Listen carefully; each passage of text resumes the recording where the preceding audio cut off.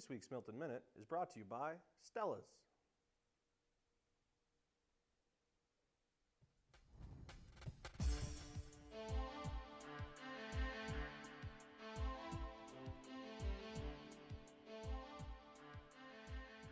In Milton this week, officials said that they may look to scrap the town's four-tier water billing structure, which charges a higher rate for buildings that use the most water. The tier system may unfairly penalize those who live in high-density residences, such as condominiums, who may actually use less water than those who live in standalone homes but are forced to pay the higher rate.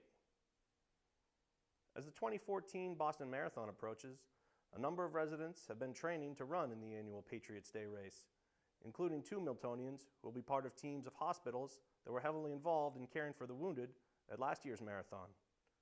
Greg Gordon will run on the Spalding Rehabilitation Hospital team, and Beth Israel Deaconess Hospital Milton's Bill O'Brien will run on the Beth Israel team.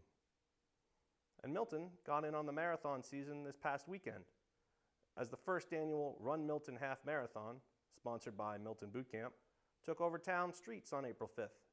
Over 200 athletes ran the 13.1-mile course, helped out by over 60 volunteers and many supporters cheering at each mile marker. And the icing on the cake? The 4 top finishers were all from Milton. And the results are in for this year's Forbes House Museum Lincoln Essay and Portrait Contest. The museum received over 1,000 essays and over 400 drawings of our 16th president.